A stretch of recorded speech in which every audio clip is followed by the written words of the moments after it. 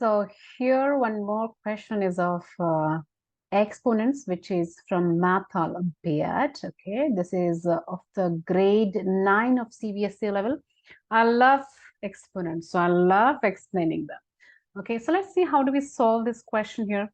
The question says, what it says is, hold on.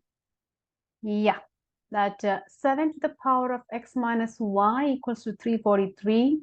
And 7 to the power of x plus y equals to 2401. If that is the relation between them, how do you find x? Okay.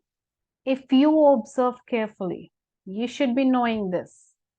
Yeah, that 343 is nothing but 7 cube. All right.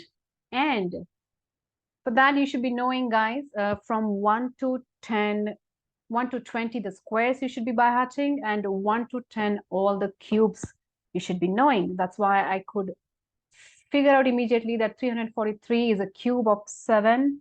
And I also guessed that, let's try 7 to the power of 4 should be equal to 2401.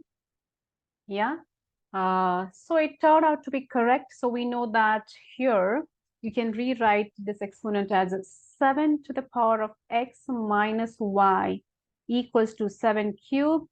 Okay. And whenever you know that, whenever the base are same, then you can obviously equate the exponent. So you can write x minus y is equal to 3. This is one equation we are getting. Similarly, if you look at the second equation here, why it is writing like this? Yeah. Similarly, if you look at the second equation here, you can figure out that 7 to the power of x plus y equals to 7 to the power of 4, because we have replaced here 2401 by 7 to the power of 4. Okay. So again, we know that if the bases are same, then you can always equate the exponent. So we can write x plus y is equal to 4. So this is your second equation. Yeah. So now we have two equations, that is x minus y is equal to 3 and x plus y is equal to 4. So by using these two equations, can we find the value of x? Yes, we can add these two equations like this. Let me write it down in green color. So x minus y equals to 3, x plus y is equal to 4. If you add these two equations, what you're going to do is x plus x will give you 2x. Now you can see that y has opposite sign. That means you will be subtracting and you get 0 there, isn't it?